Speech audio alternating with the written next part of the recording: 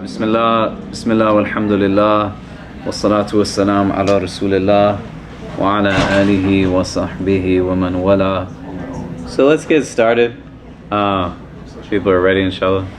Bismillah. So we're going to shift into a new topic. We've been looking at the practices around Ramadan because we just came out of Ramadan. We talked about fasting, we talked about some of the more internal parts of that. We talked about Quran briefly, but now we're going to be pivoting into prayer. And I know some of you were present when we talked about wudu and the how-tos of wudu. If you missed that, you weren't here, we can definitely check in on that later. But we're going to just go through with the assumption that that was a conversation that we already had. And you can find some of the video and the audio on that online, but that's going to be part of what we're going to talk about today. So we're going to get into discussions on what is essentially a very foundational ritual within Islam as a tradition, and one of the key forms of worship that we have between us and our Creator, which are 5 daily prayers, which in Arabic is called salah. And the idea, etymologically, within that form of prayer is that you're creating a link, a connection to God. And today what we're going to talk about is not the actual mechanics of the prayer, but what are the conditions that need to be met outside of the prayer, even before we start the prayer, for the prayer to be something that is valid when it's performed. Does that make sense? So in Arabic, this word has a cognate in Urdu, Hindi, if people are familiar with those languages, but it would be called a shart or shurut in plural.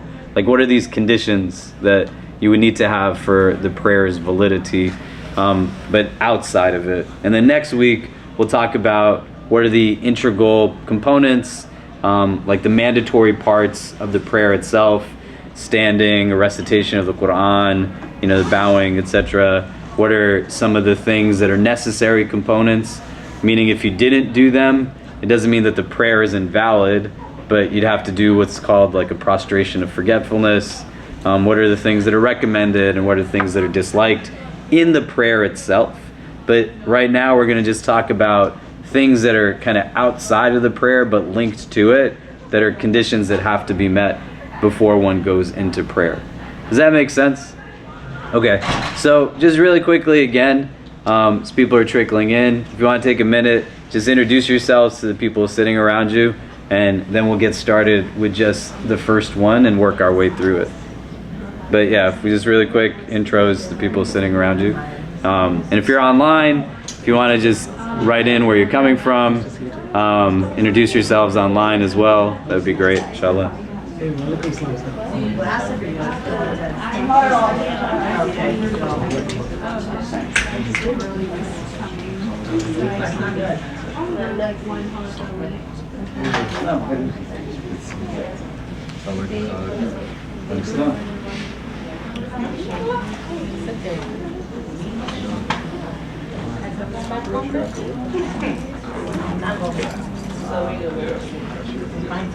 Great. So if we just jump right into it, I wrote down these things on the board. I don't know if you can read my handwriting or not. If you can't, I'll read them out loud. I apologize. So the first condition when we're approaching our salah is that you have to be pure from any ritual impurity from the beginning to the end of the prayer. Yeah. What do you mean by ritual impurity? We're going to talk about that right now. Yeah. So you essentially need to be in a state of wudu, which we talked about for like about a month. If you remember, we went into wudu really deep, right? We talked about the spiritual aspects of it. We talked about the how-tos, what breaks it. But the condition for one to even come to enter into the prayer, condition number 1 is you're going to need to be in a state of wudu. So you're not going to be able to be in a place of what is major or minor ritual impurity, meaning if you went to the bathroom, you're not in a state of wudu at that point, right? If you passed wind, you're not in a state of wudu. if you went to bed for, the night, you're not just dozing in a class or in a work meeting, but you knocked out and you're asleep, like if you wake up, you're gonna have to make wudu again. So point number one is you're gonna be in a place where you're in a state of wudu, and that has to last for the duration of the prayer as like a general principle, right? Now, what you want to be able to do in this is that people have specific circumstances. We have people in our community, for example, who struggle with things like OCD. They're in a place where the waswasa gets to them very deeply. Those specific circumstances you want to be able to talk to somebody about. This is not a religion that shies away from wellness conditions. If anything, historically what we find is a deep understanding of the self in its entirety, physical, emotional, spiritual, mental, and not just any one part to it, but a recognition that where and how this tradition understands that everyone is not necessarily built the same way. And why is that important? Because this gets a lot of people, just even in kind of the most typical of circumstances. You'll have many people who are constantly in a state of doubt. Do I have my wudu? Do I not have my wudu? Did like something happen? Did something not happen?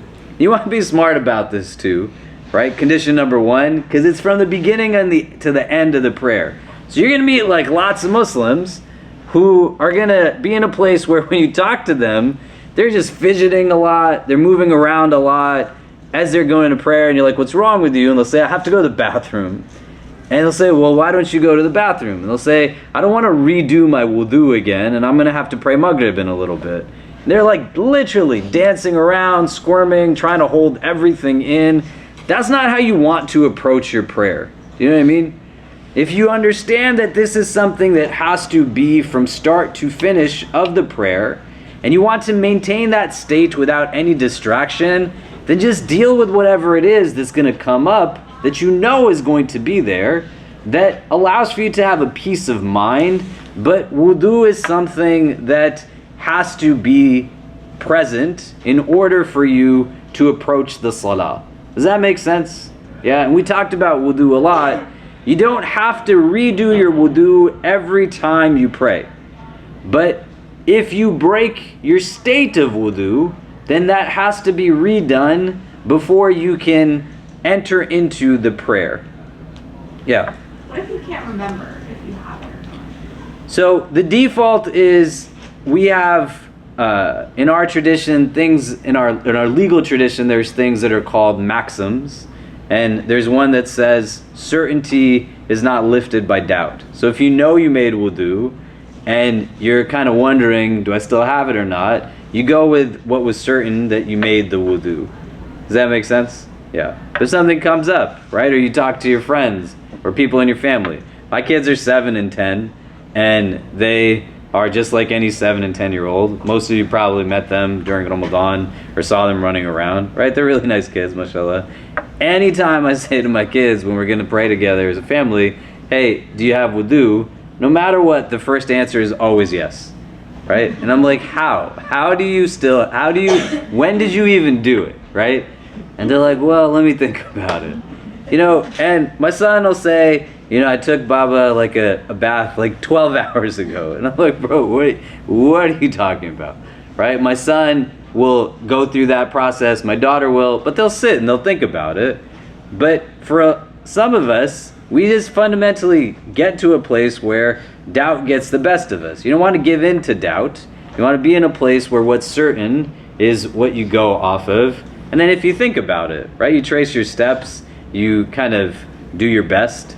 And that's really kind of where it's at. But you don't want to prevent like focus and kind of gain from the prayer, because what could disrupt your wudu, you're not dealing with it out of just kind of laziness or exhaustion or reasons that don't make any sense. Number 2, and we're not going to go into that too deeply because we talked about wudu for so long. So if you trickled in as we're going through this, we have like the videos and the audio up on our podcast. I'm happy to meet with you one-on-one.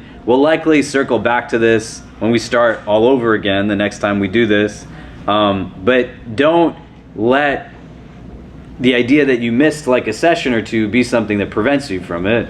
We can walk through it and talk about it if people are not familiar with it, and the ways that we were doing it so that it's strategic, right? You're trying to make wudu in the workplace, in the classroom. So we went deep as opposed to just a list, so you can know, well, in these situations, these are the ways that I can adapt.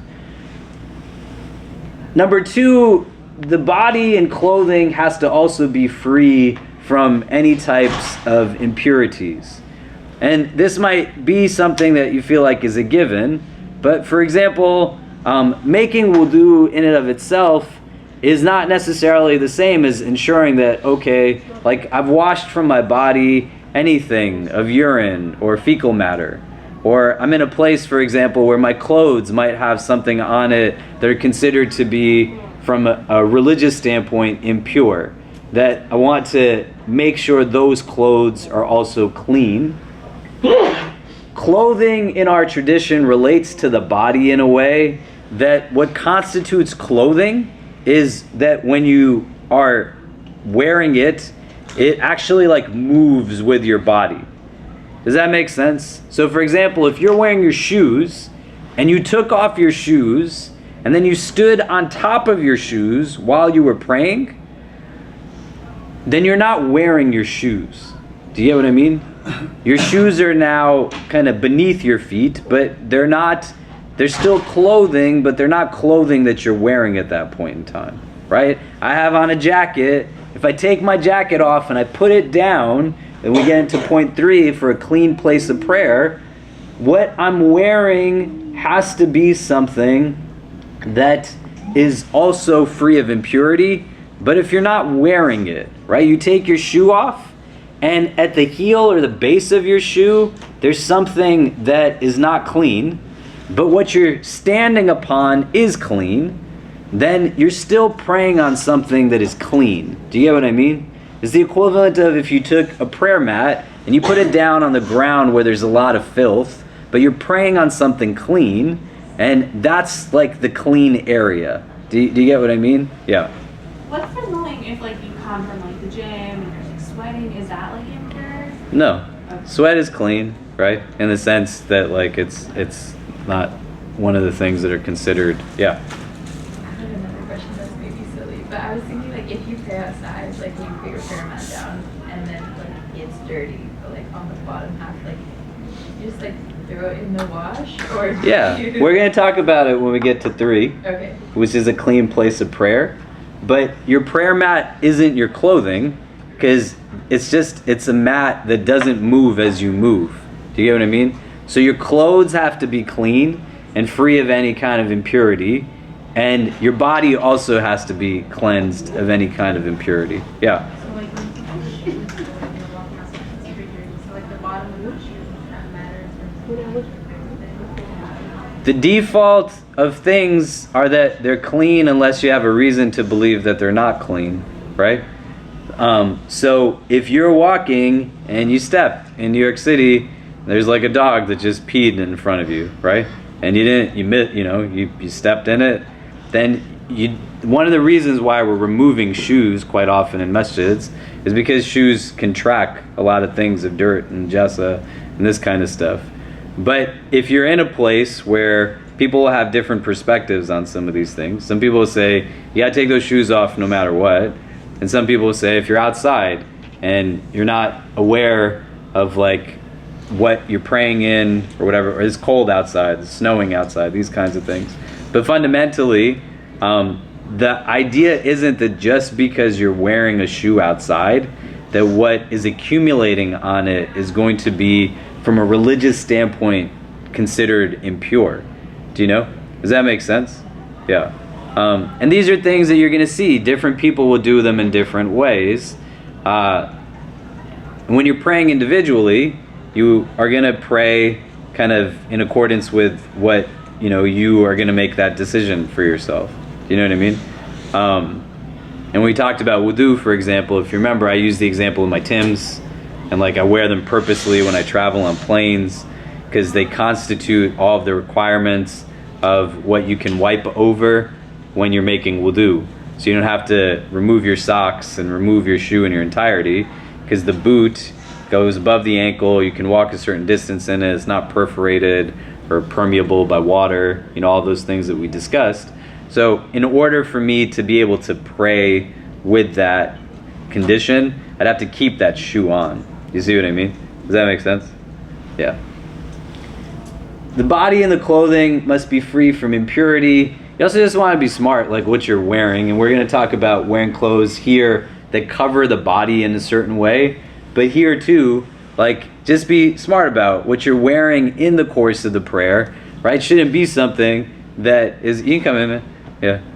Yeah. Isn't something that, has like any kind of vulgar language on it, right? You don't want something that's like, the person praying behind you is going to be kind of distracted as they're reading like whatever's written on your back, or they're like, what is this guy wearing to pray?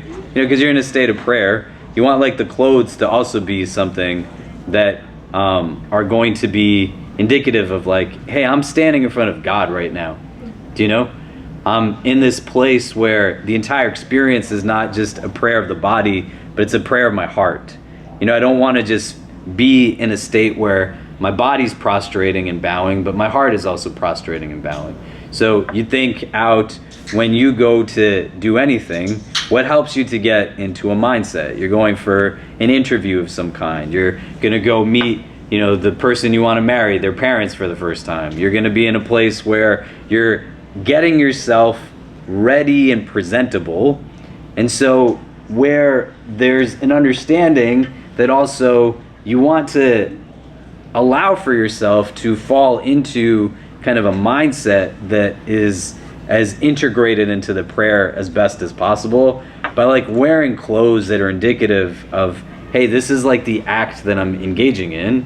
How is how I present myself to it something that gives me an insight onto what I really deem it to be in terms of importance, So if I roll out of bed at Fajr time and I just am in like my pajamas, the same thing I slept through, I like throw some water on my face and I just do some variation of standing and going up and down, you're going to get out of it what you put into it. You know what I mean?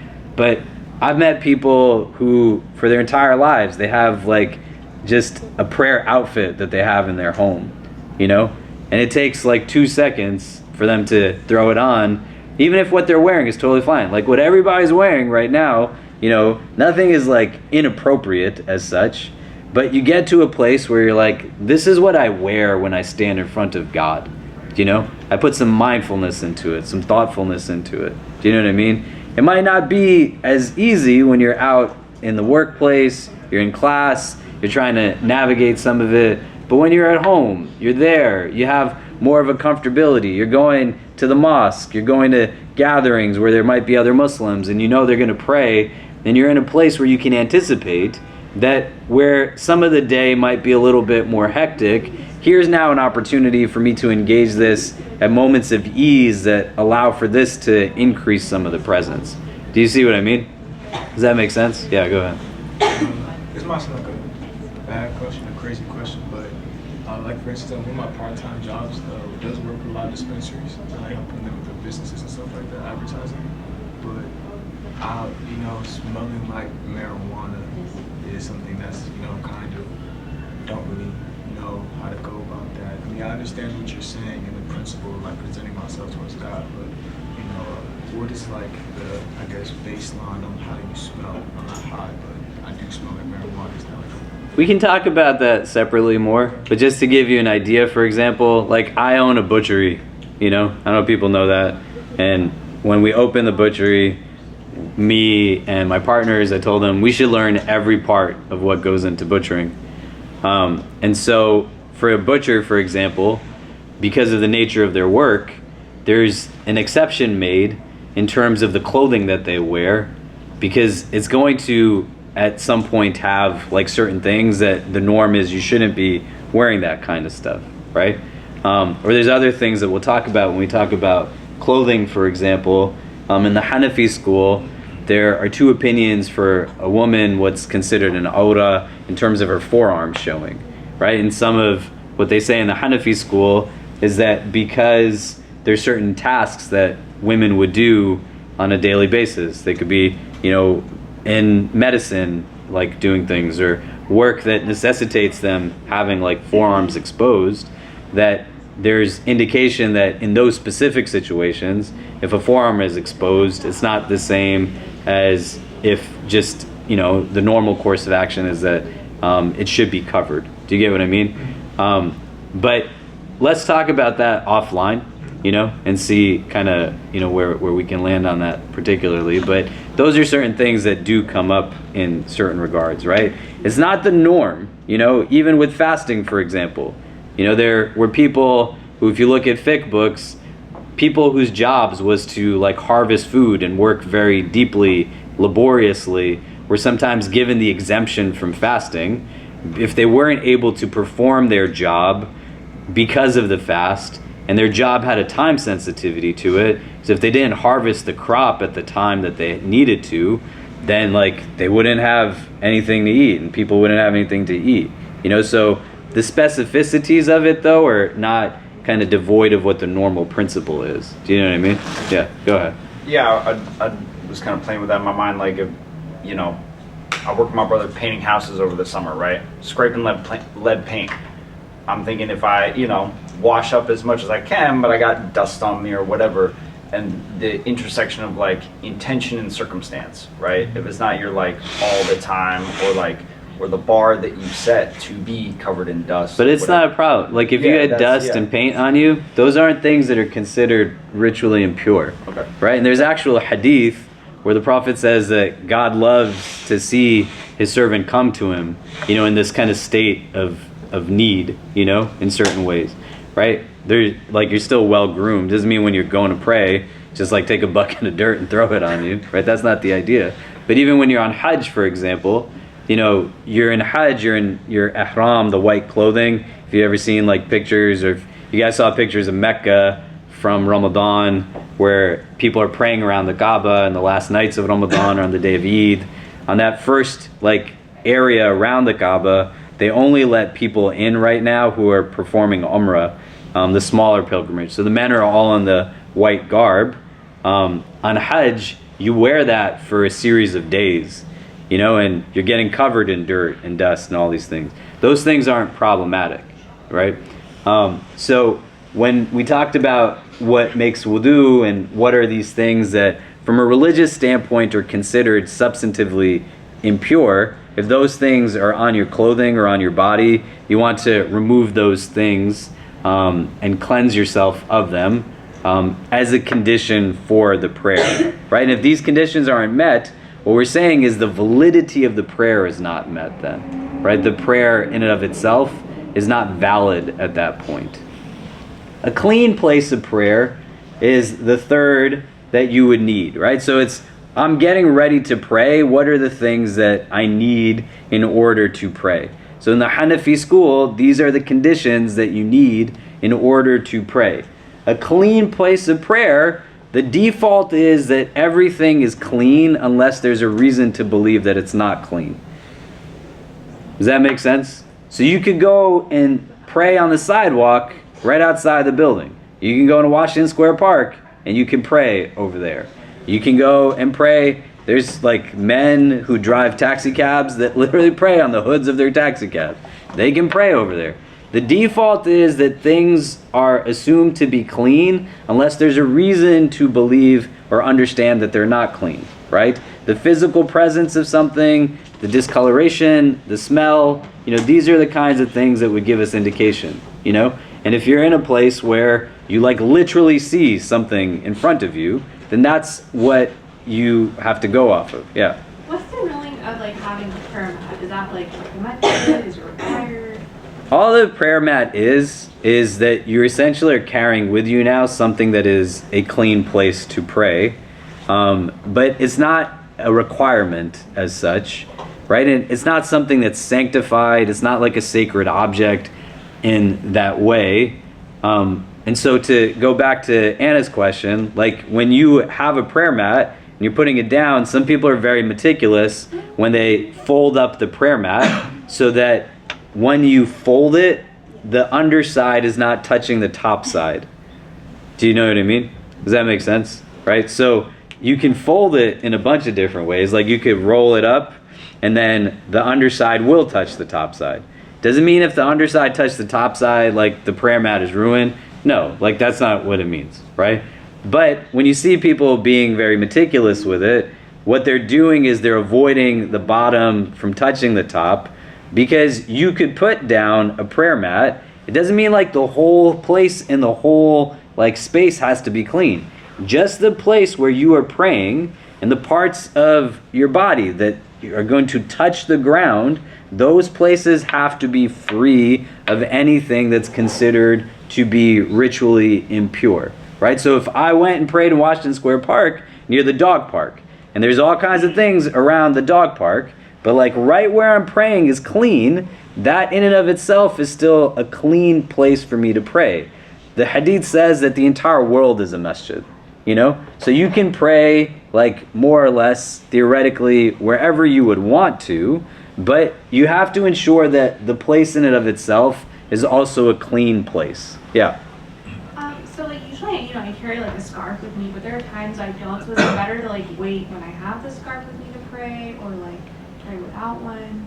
Like a scarf for what? Like a scarf. To like cover your hair? Yeah, we're gonna talk about next like what clothes you have to wear, but we're gonna we'll get to that in the fourth point. Yeah. Will you list exactly what substances are considered impure? We talked about it in wudu. We can go through it again if people want to, in terms of what would be impure. Yeah, that would be helpful. Yeah, and that's what I was saying before too. If you missed some of those sessions, we can like talk it out one-on-one. You can find the audio and video online, but I'll put up a list also so that people know what those things are. What were you going to say? Actually, it's on that topic. I was just wondering if you could provide clarity on the cleanliness of animal fur and then of like dog saliva. So I've had some Muslims be like, oh, if a dog licks you, you have to do a ghusl. And I don't know if that's true. Can I still pray? No, you don't have to do ghusl, right? Yeah. So there are different opinions on like the saliva of the dog, right? And where the saliva in and of itself is considered to be ritually impure, and if you come into contact with it, what you have to do is just wash it, you know? The recommended washing of the clothing, your body part, etc. You'd want to wash the clothing like, 3 to 7 times is kind of like a recommended kind of range. But rinsing it through once, like where the water is flowing through it, just that part, if the dog saliva touches it, and then by extension the saliva, because of the nature of the animal, that they'll say if like the dog brushes against you or its fur brushes against you, but you don't have to do ghusl if you have a dog lick you or touch you. Then there's other opinions that distinguish between domesticated dog versus a wild dog, right? That the idea would be that animals that you were training for hunting, for example. So a dog would be utilized as one of the animals that would hunt with, and when the hunter would send out the dog to retrieve the animal that was hunted, right? And hunting is not done for sport in Islam. You can't just kill something because you feel like killing it. This is done out of a necessity, like for food. And the Prophet ﷺ was not someone who was known to eat meat every day, right? So the idea was that he wouldn't go 40 days in a row eating meat, but he also didn't go 40 days without eating it. There's a lot of people who are vegetarian, vegan. People are in places where that's acceptable from within our tradition, but you're not like going to kill for the sake of killing. Does that make sense? So when this dog is now sent by the hunter, the dog is bringing the animal back in its mouth, right? So this creates like a scenario that says, okay, if the saliva of the dog is problematic and considered ritually impure as a default, right? What are things that are ritually impure? Like wine is ritually impure, urine is ritually impure. So if somebody was to mix that into food, for example, is considered just impure because its default state is impurity. If the dog's saliva, we're saying, is impure in that way, then it's problematic now that it's bringing the food back in its mouth. And so there's opinions that distinguish between the domesticated animal and the non-domesticated animal. All right, and what they would say is, subhanAllah, like knowledge is such an empowering mechanism in Islam as a tradition that even the animal that has knowledge is given more of a status than the animal that does not have knowledge, right? But if you get something on your clothes, like a dog licks your hand, just wash that part of your hand. If the dog licked your jacket, you just wash that part of the jacket. You don't have to throw the whole jacket in, right? And it's varied. Some of you are still exploring Islam, some of you are new to Islam, some of you are born in Muslim families. You'll meet Muslims, right? I'm not saying it's a good or bad thing. They'll see a dog come in front of them, and they will freak out as if the worst thing in the world is coming their way, right? It's just a dog, you know what I mean? You don't have to run away from it. If anything, if you run from it, it's going to likely think you're playing with it. It's going to start chasing you, and you're just making yourself worse, right? If something kind of comes towards you, and you're engaged in that opinion that its saliva, its fur, is something that renders najasa, then it's fine. You just wash it off. It's not. You don't want to use the opportunity to then start kind of grilling somebody. Your dog is the worst thing in the world, right? It's a dog. It's just being a dog. That's what dogs do. They're playful. They're very loyal, mashallah. The Quran speaks about a dog as being a companion of the people of the cave in the chapter that's called Surat al-Kahf, right? And so there's a lot that goes into it. And something that I think we talked about, but I'll say again, you don't have to know a lot to be Muslim, right? But there's certain soundbite pieces of information that Muslims have that they don't know where it comes from. And so when you convert to Islam, they're going to give you this list of things. And one of those things is going to be about dogs, probably, right? There's different opinions on it. And where you might come into contact with a dog or somebody who's a dog owner, that's fine. There's room for that in Sharia. And there's opinions that say the domesticated dog is fine. And there's others who would say no, by the default, it's not. And they would still make room for it, saying you should have a guard dog, right? The dog can stay outside in your yard. They're protecting. Right? If you're a shepherd, many shepherds have sheepdogs. They're there also to protect from predators. Do you get what I mean? Yeah. What time is Maghrib? Oh, sorry. What time is Maghrib? 7:47. 7:47? Yeah, go ahead. So I have a pet cat, right? Is his hair najasa? No, cats are fun. Okay. Yeah. Dogs are also mentioned in the feast. Huh? Dogs are mentioned in the feast. Yeah, dogs they're and, there. Dogs and birds for hunting. Yeah, Thank you so much. no problem. And you don't need to redo wudu, right? If the dog licks you, you just wash the area with water. You can just wash the area. Yeah, you can wash it. So where you have a clean place of prayer, you want to establish this also in your homes. You want to think about it in the course of your day, because you're getting yourself also mentally ready, right? Where am I going to pray this prayer? And this can really mess around with a lot of people, and it can create anxiety. I was having dinner with a friend of mine in Times Square, and Times Square is Times Square, but I'm at a point where I'm pretty comfortable praying in most places. So I just went around the corner, prayed on the sidewalk, and then a tour bus parked in front of me. And 55 people walked out from this tour bus. And I'm in my prayer. I can't stop. I started, praying. I didn't know what was going to happen. And while I'm in prayer, a woman came and walked really close to where I was. And she then took a scarf off from around her neck and put it down where I was prostrating. And then by the time I finished, they had all left. So I didn't get a chance to talk to her, speak to her, to say thank you. It was really nice. It's probably not the normal experience that's going to happen. Do you know what I mean? So a lot of the agitation that comes that isn't necessarily about, let me find a clean place of prayer. Embedded in finding a clean place of prayer is the idea that you're already situating yourself with a recognition of where am I going to pray?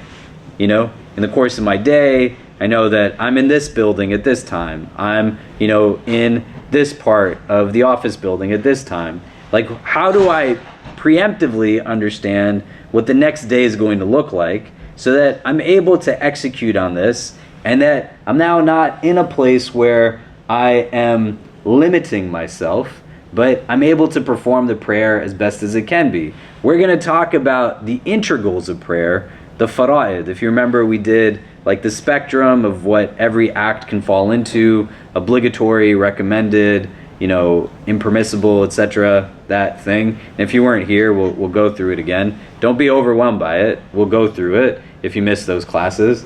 One of the things that are required to do in your prayer is, like in your obligatory prayer, you got to stand in the prayer, right? If you're like confined to an airplane and there's not room, like there's differences, and we'll talk about that when we talk about how to pray when you're traveling. But when you are thinking about it, right, you don't want to get caught off guard that I'm stuck on Fifth Avenue, the sun is setting, Mugger's about to finish, I'm just going to grab some jeans off of a rack and find an empty dressing room. That doesn't allow for me to go through the movements of the prayer fully. If you can make it work in the prayer, like in the dressing room, that's fine, right? Because it's still a clean place. But you want to be in a place where these things are things that you're thinking about prior to, but not like 2 minutes before the prayer, right? But thinking about it well before, so that it's actually like a replenishing act, and it doesn't become then very burdensome and anxiety inducing. Do you get what I mean? Yeah. So I have a question. I've seen you're able to just, like you said, like the hadith, like the world is your masjid. Is it like the same for women and for men? Because I feel like, is it just like based off your comfort, or is it okay for like a woman to like just be praying out anywhere where like people could see them? I don't know. I think you want to consider your safety more than anything, and be in a place also where you're not creating anxiety for yourself. But the prayer times, which we're going to talk about in the 5th group, are things that we know in advance. Do you know what I mean? So where and how you're preemptively understanding, hey, I'm going to be in these areas around this time of prayer, right? Like when I pray in an airport or pray in the street, if I have a bag with me, right, I'm going to put it in front of me because I need to be able to watch my stuff too, It's not like, oh, I'm praying, let me just throw my laptop bag behind me. Then I turn around, it's like, who took my shoes? Who took my stuff? It's like, well, why did you put it somewhere where nobody, you know what I mean, right? So similarly, like, you got to just be mindful for yourself. Like, where is a place that I'm going to pray that I have comfort, that I can feel like a sense of security and safety? The idea in and of itself that you're not in a prayer place is not enough of a reason to say that you don't pray in its time. So you're going to pray in the course of the time period, unless there's like an extenuating circumstance, which doesn't really come for most of us. Do you know what I mean? Like, what would constitute that type of situation? Does that make sense? Yeah. But all of this is about not getting caught off guard. Do you know? Right? Because the prayer itself, when we talk about the mechanics and what goes into it, it takes just a few minutes to actually do, especially when you're praying on your own. But what gets a lot of people are all of these things that are taking place around the prayer itself. So the more you can think out, okay, like, how am I going to have my wudu when it's time to pray? And am I like in a place where what I'm wearing and like my body is it clean? So when I'm using the bathroom, am I washing up properly from that? And where are the actual places that I have designated in the course of my day that are going to help me to pray? It's really hard for a lot of our college students, right? I know all of you aren't college students here, but when you can just walk into a room that's built for you versus you now go into the world and you try to figure out how to be Muslim out there in a world that's not sensitive to your Islam always, right? You're trying to figure out, how do I do this with my job, and how do I do this, with coworkers and all of these kinds of things, where you're able to then think about it beyond just the moment you find yourself in. Do you know what I mean? And you start to think out, like, there's windows to these prayer times, there are like ways that I can create for myself clean places of prayer that would allow for me to understand like still a little bit of autonomy in the course of it, because whether I'm in a class or I'm at work or I'm hanging out with friends, the time to pray is upon you, that window. You got to pray the prayer in that window of time. Does that make sense? Yeah. Okay. Any questions on these first three things? Yeah. I wanted to kind of discuss like praying, and then like praying within like the idea of also like bathrooms. I know it's like a kind of something that people would like to look into. I don't know if I might go into that now or anything, or if you thought about it before. You shouldn't pray in a bathroom because it's a bathroom, you know? But given the nature of the audience that we have here, right, it's people learning about Islam, people who are new Muslims, there's converts that I know who they write to me and they say, I live with a family that hates Islam. You know, Muslims don't really reach out to me, or I'm the only Muslim when I go back home to like my Bible Belt family, my Midwest family, my like, you know, Western Texas family. And the only place that I can find like a place of quiet is in the restaurant bathroom when we're out to eat dinner, or, you know, in my home in the restroom, right? These are specifics. Do you know what I mean? But where and how individually, we have like a lot more probably room to be flexible. And if you think about this in terms of the convert experience, where even despite those challenges, they're still like staying committed to their faith. And a lot of people who are born into Islam, quite often we just take for granted like some of the privileges that we've been afforded. Do you know what I mean? So you want to be in a place where like you're at work, you gotta like tell your boss you gotta need to have a place to pray, right? You can't go into a stall and pray in the bathroom over there. Do you know what I mean? Right? It's a place that is definitively like of impurity, you know? You find like empty meeting rooms, these kinds of things. Okay, so we went through the first three of these. These are conditions of the prayer according to the Hanafi school, outside of like the prayer. When you're coming to the prayer, these are things that have to be met as conditions before you pray the prayer, right? So we talked first, you gotta be in a state of wudu from the start to the end of the prayer, right? So if we were praying right now and I broke my wudu, I would have to go and redo my wudu in order for the prayer to be valid. And unless there's an extenuating circumstance, which is not the majority of us, right? So you want to take the exceptions out and just understand the norm. Somebody has like some kind of ailment or condition that impacts how they retain kind of, you know, urine in their body, for example, or, you know, they have kind of just excessive dripping that comes, or, you know, their ability to control kind of releasing of gas or anything like that. You know, but those are things that you would engage in kind of a conversation with both a religious scholar as well as a doctor who could give you an idea as to what's really going on there. And then there's particulars that might come up that's not necessarily applicable to us in a general sense. Do you know what I mean?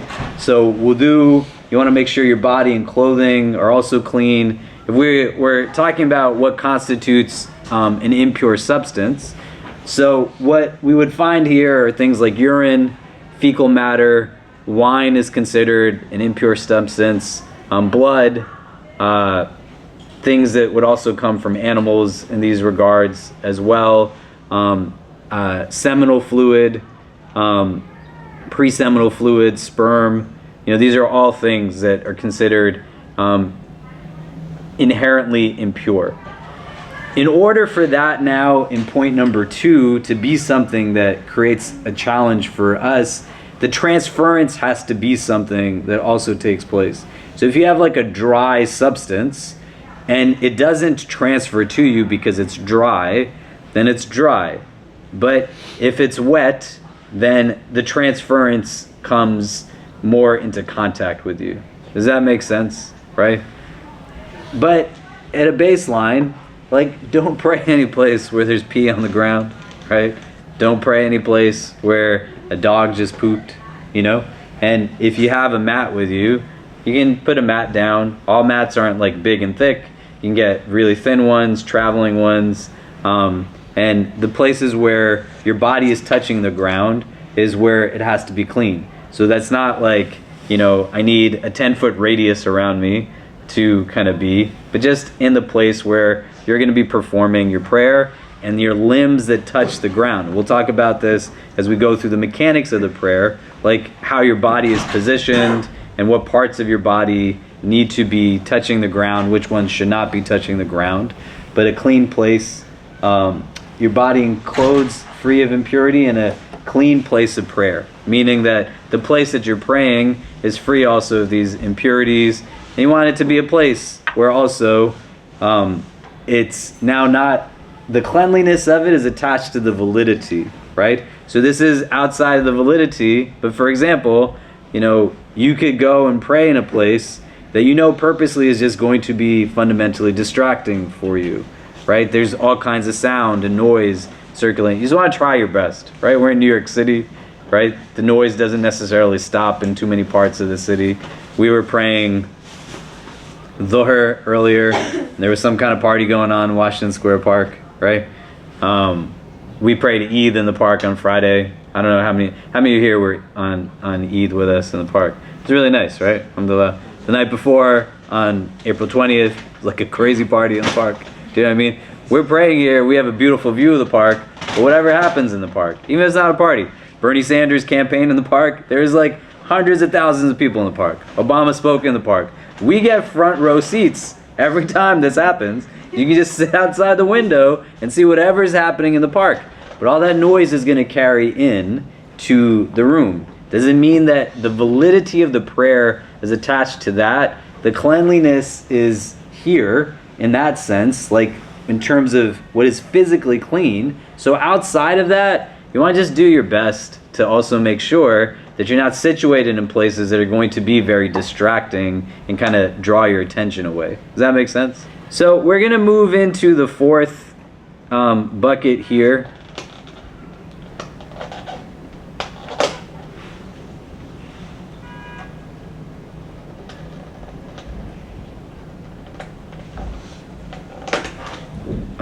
There's a lot of comments in here. I'll read through them as well. So when we get to, yeah, go ahead. So I wanted to ask, we talked about how the bathroom is kind of a place that like kind of nudges and things like that. We wouldn't pray in a bathroom. Would the validity change at all if someone brought a prayer mat into the bathroom? You should try to avoid praying in the bathroom, right? We talked about this when we talked about wudu, because a lot of us make wudu in the bathroom, right? A lot of our showers and bathtubs are attached to the bathroom. So I have teachers who have said that the functionality of the space in and of itself, you know, switches in that moment, right? And it's now not a bathroom, but it's, you know, something different. When you go for Hajj, for example, the unit that the bathroom is in also has a shower head over it. So the toilet and the shower is all in one kind of thing. Do you know what I mean? But unless there's like a reason as to why one would, and we can talk about it more offline if you want, you know, just so we can understand the intricacies of it. But pretty much like the default of bathrooms is that you shouldn't be praying in the bathroom. Do you know what I mean? Yeah. So I just had two questions. So if you're like in the middle of prayer and there's like congregation and you break your wudu, like do you stop in the middle of prayer and go and do wudu, or do you finish the prayer and then? No, you have to stop and make your wudu, Okay. right? Because you need to be in wudu to pray your prayer. And then if you go on an airplane, like say overseas, like do you just pray in the airplane, or like? Yeah, we'll talk about, but yeah, you have to pray when the prayer time comes in the plane, in real time. So it's not like from the place you left or the place you're going to, but so when you're flying east, right, the prayers are going to come really fast, you know, because you're going across time zones. When you fly west, like you're just making up hours, right? So when we went for Umrah to Mecca, it was like a lot of prayers back to back to back to back. But when we left from Saudi to come back to New York, we didn't pray anything, right? Because it was just fundamentally like just a really long, like kind of just situated in like the mid-afternoon for hours because we were flying westward and we were making up hours. Do you know what I Do mean? you just like pray in the seat? Yeah, well, we'll talk about this when we talk about prayer when we're traveling, but essentially if I'm praying, I have to do as much of it as I can in the ways that it's intended. The obligatory prayer, the fard prayer, right? So when you're in your seat, like if you can't prostrate, but you still can stand. So you're going to stand, and we're going to talk about facing the Kaaba in a bit, but you're going to face the Qibla, and all the standing parts you should be able to do when you're in your seat, because there's still room for you to stand in the seat, right? If now you're sitting and you can't prostrate because there's no place to prostrate, then you're gonna just, do your ruku' by, like, if you're seated, you're gonna put your hands on your knees and bend a little, and then for sajda, you're gonna go down a little bit more, and then when you're in your kneeling position, you're gonna have your hands rested on your knees, still seated. Do you get what I mean? But then the second rak'ah, you stand up again. Do you know? Does that make sense? And you can find places in the plane, and some airlines have like prayer areas. Some places you just talk. I fly all the time. There's like some planes I fly on that there's no room for anything. It's like literally seats, and the aisleway is this small, and there's nothing. You can't do anything. You still gotta pray your prayer in its time when it's there, and you do it to the best of your ability. And there's other planes where there's a lot more room, and you want to just still fundamentally try your best. Tell the attendant what you're doing so that no one is like kind of like, what is happening here right now, and ask them if there's a place that you can. And if they say no, that's also totally fine. Just go back to your seat and you do what you can do over there. Yeah, go ahead. So if someone's on a backpacking trip and they don't have the ability to wash their clothes, they're getting their clothes in contact with things that are considered unclean, they can't wash their clothes, maybe they can wash themselves properly sometimes. Can they still pray? Yeah, you have to pray. Yeah, you'd have to still pray. What you could do is like use different substances to clean the clothes, like the dirt, the dust, these kinds of things. Carry water with you, like pre-plan, in different ways if possible. But you still have to pray, like the prayer in the circumstance. And what is preventing you from praying might then require to repeat a prayer. But the specifics of that, so that it doesn't become complicated, we can talk about in another time, or I'm happy to talk to you about it separately. Yeah, go ahead, and then we'll keep going. During times of prayer, when you guys are not doing the trip, what do you mean by that? Let's say it's time for prayas. You guys prayas multiple times when the time comes where you guys are. No, if you're on a flight, right? I'm flying from New York to London, and I have to pray Maghrib. Maghrib is prayed at the time it comes in while I'm on the plane. Not like at the time it comes in at New York or at the time it comes in at London. Like in real time when I'm in the plane, I pray those prayers and then you're done. So if you prayed, we could pray Fajr when we're leaving Saudi Arabia, and then on our layover we prayed Dhuhr, maybe somebody prayed Asr, they combined prayers.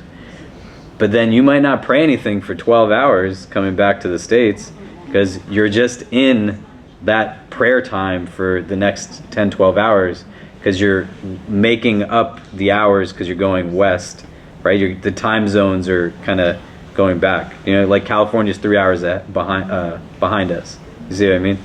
Yeah, go ahead. Say you forget a prayer, should you make it up later? Yeah, let's talk about that when we talk about making up prayers. Yeah.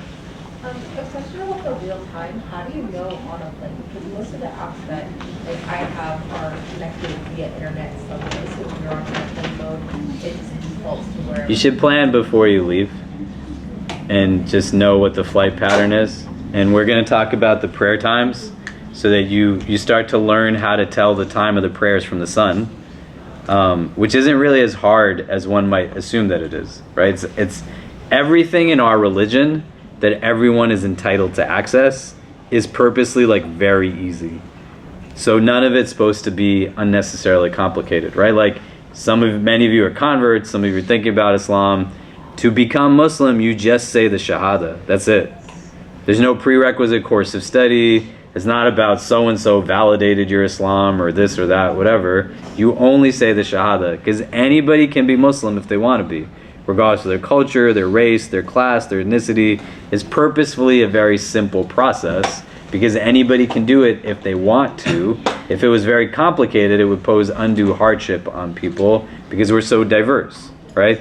So the ability to determine, but also the leeway that you have when you're making these determinations, is things that we're going to talk about in a bit, right? Like when we talk about facing the Qibla, the Kaaba, right? You could tell that from the sun, but it's very different if you're standing in front of the Kaaba, or you're at a masjid that is right in front of the Kaaba and everything's oriented, versus you're in the middle of New York City and you're trying to figure out the direction to pray.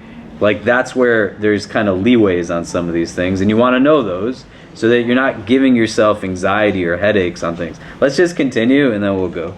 Okay, so we're going to talk about what you have to cover when you're in the prayer, right? So before you dress for prayer, or before you enter the prayer, you have to be dressed in the clothes that you're going to be wearing through the duration of the prayer. For men, what is called the awra, right, which gets translated as like nakedness, but it's not really like a good translation if you're reading things online. Essentially like the parts of your body that we're talking about this only in prayer, right? So this word can exist in different settings too. What has to be covered in front of people who are, certain relatives of yours, people who are of the same gender background as yours. What has to be covered in front of people who are not your relatives, people who you could essentially be married to potentially, these kinds of things, right? They all have like different kind of nuances to it. So we're only talking about this in the course of prayer. Does that make sense? In your salah, this is what has to be covered for a man and a woman as a condition for the prayer. So for men, this is from below your navel to below your knee, including the knee. And for women, it's everything in the Hanafi school except your face, your hands, and your feet. So what constitutes now an understanding of the covering of it, like loose clothing, things that are not transparent, they're not like see-through, and things that are going to remain covering you throughout the course of the prayer, right? This happens with a lot of men, for example, where we're dressed in clothes that when you bend over, they weren't made for you to bend over like that, right? And I lined up people in prayer throughout Ramadan, and there's a lot of guys who I was seeing things I did not want to see, man. You know what I mean? But from the standpoint of this, that then breaks the validity of your prayer. And the mechanics of these are not things to undermine. What you're going to see is a common thread through a lot of what our ritual is based on is the cultivation of just awareness and consciousness.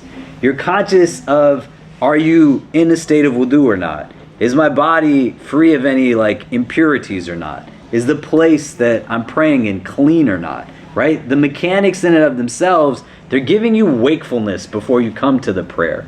So you're not just in a place where I'm in a daze and I'm just going to go up and down and up and down. The way the hadith says, to not pray like you're a rooster, just pecking at the ground. Do you know? But you're in a place where there's consciousness as you're going through this. And every one of these things has a sense of consciousness to it. I got to think about this and not undermine the mechanics, but recognize them as something that's important. In the Hanafi school, if more than a quarter of a limb, a quarter or more, gets exposed, then that breaks the validity of the prayer. Does that make sense? In general, of certain limbs. Of the areas that essentially are your private parts, front and back, if those get exposed by a really small amount, the size of a dirham, they say, then that also invalidates the prayer. The prayer doesn't count. But other limbs, which are going to be different for men and women because what needs to be covered at a minimum is different for men and women. And we'll run through a list of what those things are. But if, for example, a quarter now for the women, like because you're covered other than your hands, your face, and your feet. So when somebody says to you, like, your hair is considered to be a part of this, your limbs, right? So when some sisters have like some hair sticking out, it's not a quarter of that limb. Do you get what I mean? So that doesn't invalidate the prayer in that sense. Does that make sense? But what happens now is if more than one limb is exposed, you have people who are going to have like a part of their wrist is exposed, or their arm, or their ankle, or their neck, or these things, the sum total of which, if it exceeds a quarter of what is the shortest limb, which for most people generally is the wrist to the forearm, that thing, if the sum total of that is exceeding a quarter, then that constitutes a breaking of the prayer, right? It's not what needs to be covered of the clothes. Does that make sense? Yeah? Are we sure? Yeah. So conceptually what you want to think about, right? And this is not applicable like in a place to just any one particular gender, is for both people. And more often than not, right? The people who do not dress the way they need to dress in prayer are guys. Like, they fundamentally don't. And it's very serious, because if your backside is popping out of your pants, you're breaking your prayer at that point in time, right? So just wear a belt, right? Get a t-shirt and tuck it into your pants, you know? But the clothes have to be loose.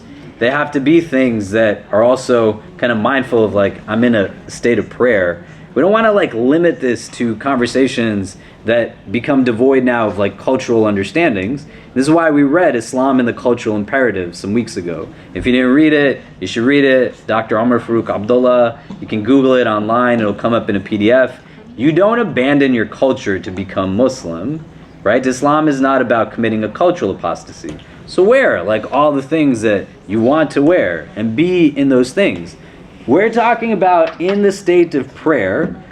This isn't about I think, I feel, I want, so-and-so said this or that. But fundamentally, the exercise has mechanics to it. And so if you're in a place where a quarter of what are these other limbs outside of what constitutes the kind of front and back side of our private areas, if those things are exposed a quarter or more, then that creates a problem. It invalidates the prayer. Does that make sense? And the sum total of multiple parts exceeding that also then becomes an invalidator of the prayer. So why we want to go back to just what you're wearing in point number 2. Like, just have an outfit that is your prayer outfit. Do you know what I mean? And be in a place where you're taking it with consideration as best as you can. So when you're getting to a place, you're trying your best, like you want to be mindful of it as you're readying yourself for the prayer, and allowing for yourself to say, like, this is a part of it. Do you know what I mean? This is something that goes into it, right? In the Hanafi school, you might hear some people say, well, for a woman, there's some exceptions made in the forearms, right? Because of what we said before, certain tasks, certain jobs would require people to be engaged in such a way where their forearms would be exposed in some capacity. That's fine, even if you take that opinion. But in understanding everything else that goes into what this constitutes, I just want to be mindful of the time.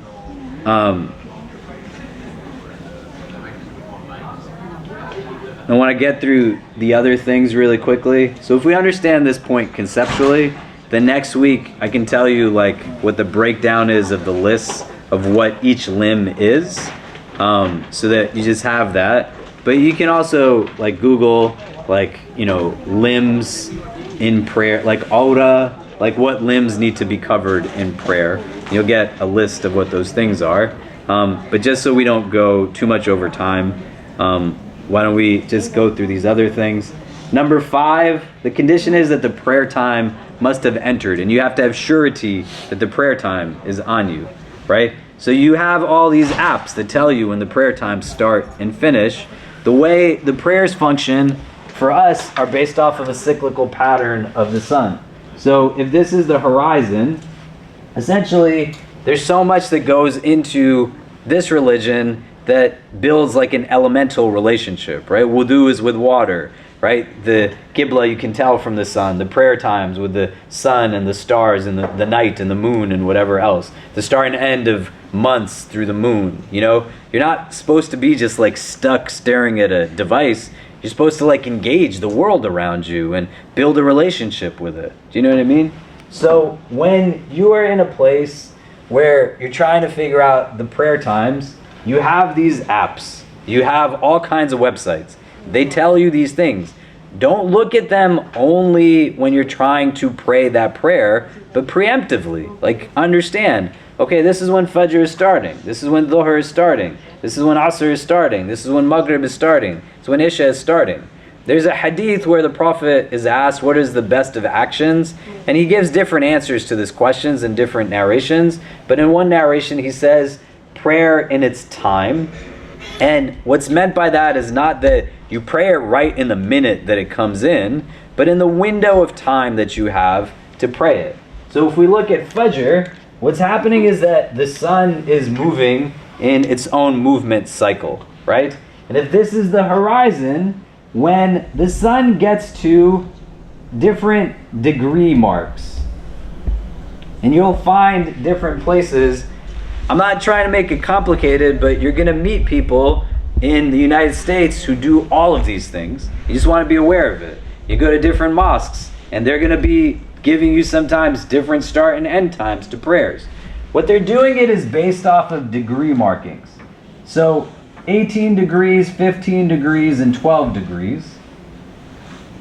What the Quran says is that Fajr comes in at like true dawn, not a false dawn, that there's still something that looks like it's light visible above the horizon, but a true dawn when it's the actual light from the sun that's coming up.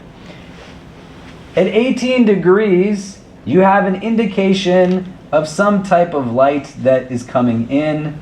There's many people who would tell you, just out of caution, you want to consider this to be the start time of Fajr.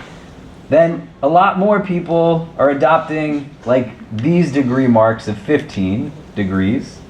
But what's happening essentially as this is coming, the sun is rising, and as it rises, you're going to see different colors coming into the horizon, right? So when the sun is at the 18 degree mark, that's when that sense of like whiteness starts to come, do you know?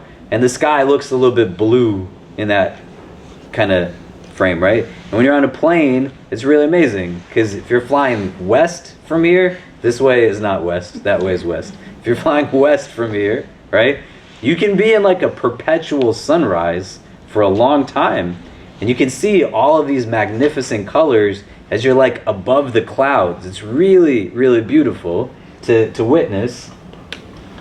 But Fajr is going to be in a place where the time for Fajr is going to be not when the sun is at any of these degree marks below the horizon, but when the light from the sun being in these positions is visible above the horizon. And when a portion of the sun now comes above the horizon, you can't pray in that window. That's when the time of Fajr stops. And it's going to go until, and then at that point, you can't pray until the sun is completely above the horizon. So say you slept through Fajr, right? Which nobody's going to do, right? But say you slept through Fajr, and you woke up like right at this point. One of the times that it's prohibited to pray is when a portion of the sun is above the horizon partially. You have to wait until the sun is fully above the horizon in order to pray again. Does that make sense? So the prayer time coming in, this is what those prayer times will be, right? So a lot of you, when you were fasting in Ramadan, you weren't starting your fast based off of this timing. You were starting your fast based off of this timing. But there's some masjids you could have gone to where they prayed Fajr like 30 minutes before you were praying Fajr. And if you're like, what just happened here? It's because they're going by an 18-degree mark rather than a 15-degree mark. Does that make sense? Yeah. Okay, so that's Fajr. The second prayer is called Dhuhr. And what happens with Dhuhr is when the sun is at its zenith, and the only part of the world where like the sun is going to be directly above you when it's at its high point at noon is if you're living on the equator, right? So for the rest of us, we don't live in the equator, right? We live north of the equator. If you go back to like 6th grade social studies or science or whatever class they taught you about the hemispheres and like quadrants of this and that, whatever, you know. I don't know if you guys do this in your school or not. If you know what grade it is, because I don't remember what grade it's in. I'm an English teacher, bro. Yeah? Yeah. Amazing. Yeah. Our children's future is guaranteed. So what's happening here, when the sun is at its zenith, you're going to have a period that is about 5 minutes before and after. That's called the Zawal time. This is another time where there's no prayer. The prayer for Dhuhr starts after the sun starts to descend from its zenith. And so to just be cautious, 5 to 10 minutes is a window. 5 before, 5 after, maybe like 6. You just don't pray in that. So when you're in your prayer time app or on the websites, it's going to give you the time that you can start to pray. Like we have people that show up at Jummah here, for example, and they walk in and they just start praying something. And I'll have to remind them, like, the time for Dhuhr right now is later than what it was before daylight savings time. So that prayer, if you're praying in that time, it's not a time where the prayer count. Like you can't pray in that time. Does that make sense? So you have now from Dhuhr time till when Asr comes in, the third prayer of the day. In the Hanafi school, there's 2 opinions on this. That Asr starts when your shadow is 1 times its length, or your shadow is 2 times its length, right? So why are these things relevant? Because here, when you want to know Fajr starts, like look at the color of the sky and see what's going on there. And you'll be able to tell if Fajr's in. For Dhuhr, you want to look at your shadow, right? If we lived in a place where the sun was directly above us, then at its zenith, you'd have no shadow. Does that make sense? Yeah? Right now, because we don't, right? We live north of the equator, there's going to be like a little shadow because the sun is not directly above us. The sun is going to be just slightly like angled in a way. But you're going to know like that's when Dhuhr comes in. So you're stuck in the wilderness, you don't have cell phone service, like what do I do, right? Well, you just start to engage in a deeper relationship with the world that's around you. And you pay attention to the signs that are there. So you're looking at it and it's okay, like as my shadow now starts to increase, as the sun is going down, when Asr comes in, there's 2 opinions in the Hanafi school. When your shadow is 1 time its length or twice the size of its length. But it's the mid-afternoon, right? So here's where you have Asr. You can pray Dhuhr anytime in this window. You have that whole chunk of time to pray Dhuhr. And then Asr goes until the time of Maghrib, which is at sunset. So you have that whole time to pray Maghrib. And then Isha is when the sky is dark enough, you know, it's nighttime, stars. You know what I mean? All of these things are in like your phones. You have computers in your pockets, you know? But don't engage it mindlessly, because as an apparatus, it's quite often something we just scroll through. So if you get to a place when you wake up tomorrow and you're like, every day I have to check the time of prayer, why is it hard for me to remember when it's only a minute different from the day before, right? So if you're engaging the apparatus in that way, then you're already removing a part of developing the consciousness that comes from the act, because you're a little bit more present in it. So like sit and be still, so you're not just looking at it, or the app like has the adhan go off and you don't even know what the time of day is, but you like take a breath, right? We're going to talk about the call to prayer and what happens when it's made and what we do in relation to it, but all of it's about like centering yourself and getting to a place where the prayer isn't meant to create hecticness, it's meant to create ease. You know what I mean? And these are things, when you start to get them down, they are pretty easy to just start to maneuver. So you want to be kind to yourself, right? If you've never looked at the sun before and understood like its relation to you in that way, it's just going to take time to adapt to get to that place. Does that make sense? Any questions on the prayer time must being entered? Just when the transition between Asr and Maghrib, that's also forbidden time, right? After you pray Asr, you've prayed Asr, like you don't pray anything until Maghrib comes in. Yeah, Jazakallah khair. Well, also when the sun is descending, setting. Unless you haven't prayed Asr. Oh, okay. Right? If you didn't pray Asr, you gotta pray Asr. But if you prayed Asr, you're not gonna pray again until the time of Maghrib has come in, which still includes what you're saying, that descending time. Gotcha. Yeah. Let's say we pray Asr, can we pray Nafil prayers right after Asr? No. Oh, so once you pray Asr, you're not supposed Once you pray Asr, there's no prayer with a prostration. If there's a janazah, funeral prayer, which we'll talk about in a few weeks, you could pray that. But you wouldn't pray like extra prayers at that point. Yeah. Yeah, question? Yeah. Is there like an app that you recommend? Yeah, you go to website islamicfinder.com. It'll tell you like with your location on, but you'd have to keep your location on for it to be accurate. Do you know? And it'll just give you the windows of time, and you could use that. I would use that. Some of these apps, like we're selling data and privacy information, so just be mindful of that. There's one called Muslim Pro that was like very popular, and it came out that they were selling people's data to government. So don't use that one. Yeah, right? Yeah, delete that one. Very good. Thanks. Yeah. So like in the plane, is there a way for you to know where like the Qibla is? If you don't We're going to talk about the Qibla next, facing the Qibla. Does anybody else have questions? Praying? Yeah. Is the Maghrib time valid until Isha, or is there a shorter window there? Yeah, I mean, there's a couple of different opinions on that, but you should try to pray Maghrib, within like the earlier part of Maghrib. Yeah. Yeah. There's a question about the adhan, so we can get to it later.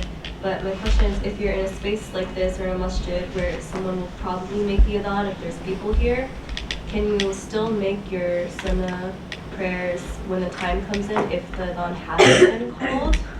Yeah.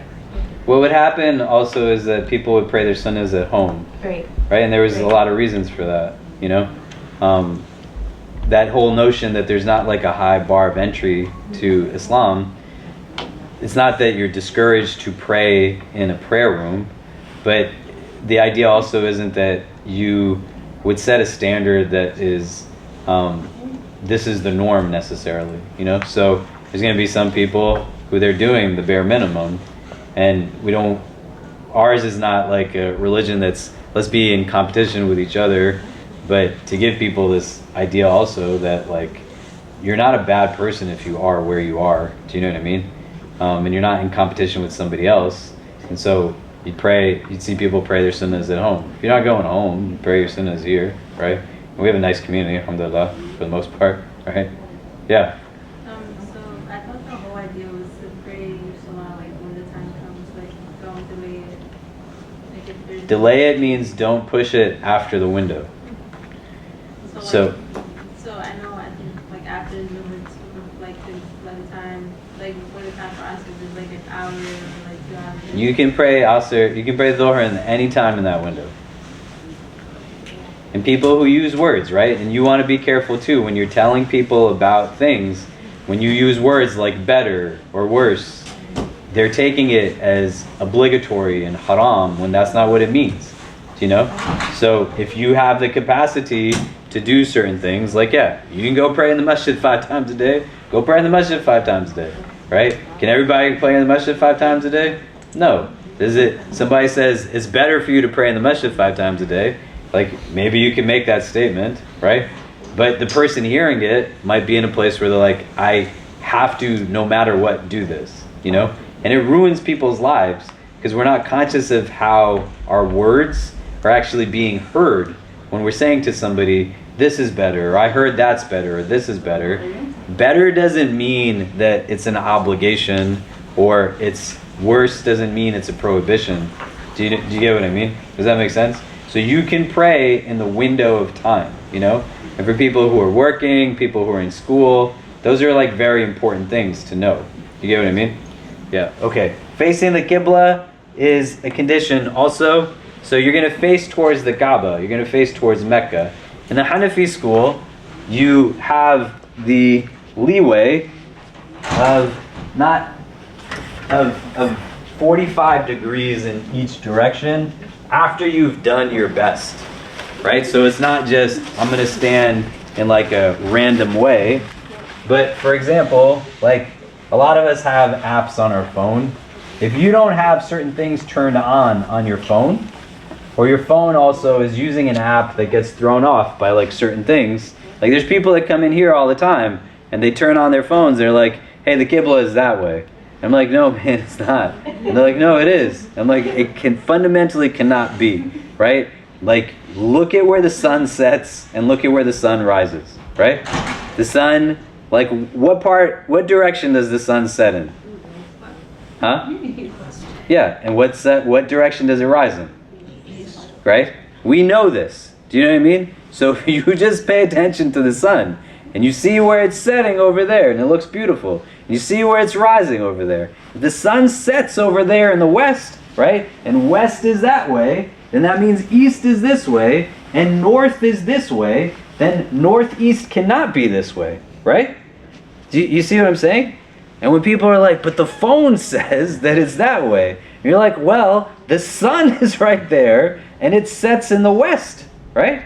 So you want to just build that relationship elementally, again, because it can be a check, for example, because sometimes people's phones are off because of like magnetization of things. Sometimes if you're wary of like turning on your location or Bluetooth is necessary for certain apps, it throws things off substantially. But you want to try your best. So trying your best means what? Like, talk to people who are of the community you go to. They're praying, and they probably know what they're doing, you know? So you talk to them and say, hey, like, I'm in the middle of some place I've never been before, and we're not in a prayer space. We're praying outside.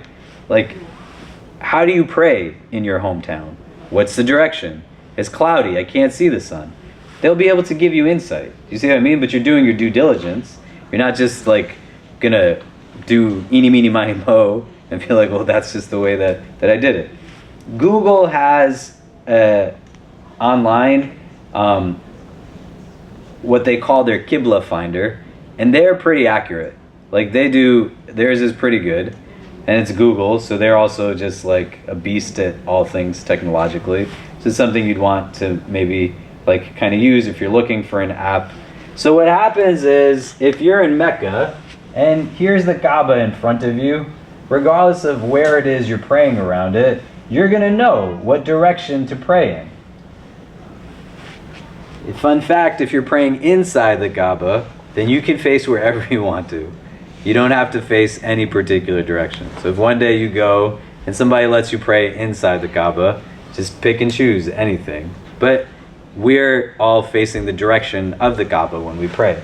So what happens in the Hanafi school is that when this is in your line of sight, there's no excuse. Like, this has to be what you face towards, right? It's right in front of you. And when you leave from the masjid, how many of you have ever been to Mecca before?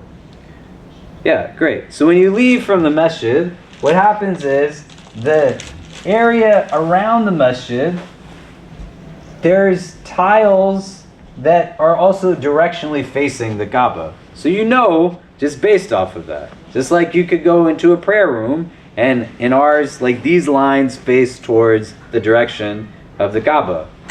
So what happens when you don't have the Kaaba in plain sight, you are given a leeway in the Hanafi school after you've tried your best, where you've gone through these steps, and now we're over here in New York, and we are trying to face the Kaaba. You have a leeway of 45 degrees in either direction after you've tried your best to figure out the direction of the Kaaba. Does that make sense? So it's a 90-degree angle, but 45 degrees off in either direction.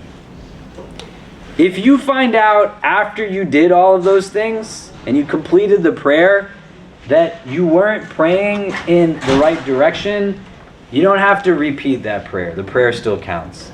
Because you went through your due diligence, but you gotta be oriented towards the Kaaba, towards Mecca. And then the last condition is that you have to have an intention for the prayer, right? Because the intention is made prior to the prayer. It's not made when you're in the prayer itself. This is an intention that's made in the heart. It can be verbalized. Some spaces you go to, they might like express this outwardly in some way, but this is something you're saying within yourself. You're intending to pray the prayer, and when you're intending the prayer, you're intending like the specific of the prayer. So, for example, the only difference, and we'll talk about this in the coming weeks, at Fajr time, there's 2 recommended units of prayer, 2 sunnah prayers, and 2 obligatory units of prayer, 2 fard prayers. The only difference in those 2 units from one another is the intention that you make when you make them. So in one, you're going to make an intention of 2 cycles of prayer, 2 rak'ahs of prayer that are sunnah for Fajr, and in the other, you're going to make 2 units that are fard, and they're prayed exactly the same way. Does that make sense? So that intention is something that is important. And those are then the conditions of the prayer outside of the prayer. Right? These 7 things are what's going to be necessary for one who is entering into a state of prayer. Does that make sense? Okay. I'm sorry that took a lot longer than I thought it would. I don't know if I anticipated Maghrib being shorter than it was, so I apologize for that. I hope it wasn't too exhausting or tiring. If you guys want to sit on it a bit and then come with other questions that you might have next week, but just build a relationship with these things, right? Especially those of you who are new to it, you're trying to understand how it is, right? It's not something that you just on day 1 are going to have perfection with, nor even perhaps maybe on day 1,000. You want to just try your best with them, but you want to be aware of what they are in detail, so that as the mechanics are things you become accustomed to, like any exercise, this is spiritual exercise, you want to be able to adapt to it as best as you can by having a familiarity and then building a relationship with each, so that it's elevating the inward state of the prayer as much as it can. Yeah? Okay, so why don't we take a pause here. Let me see what time Isha starts.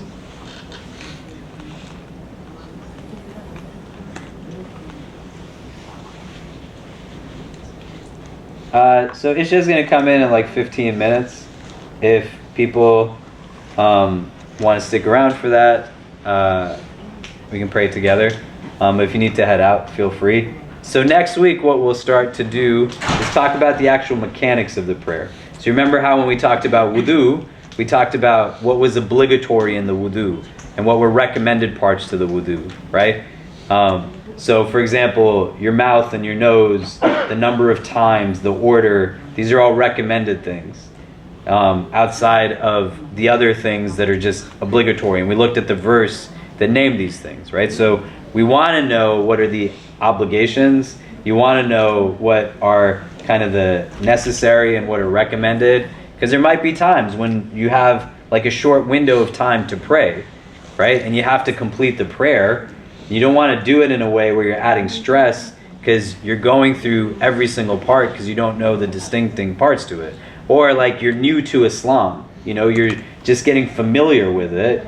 You don't want to create burden for yourself thinking that somehow you're going to know an entirely new language as soon as you say the Shahada. So as you're building a relationship with it, you're building a relationship with the words. And what is obligatory is going to be a first step. And then what is kind of beyond that is a second step. Do you get what I mean? Does that make sense? So we're going to get into that next week. And then we'll just keep going from there. All right. Assalamu alaikum. We'll see everyone next week, inshallah. Thank you.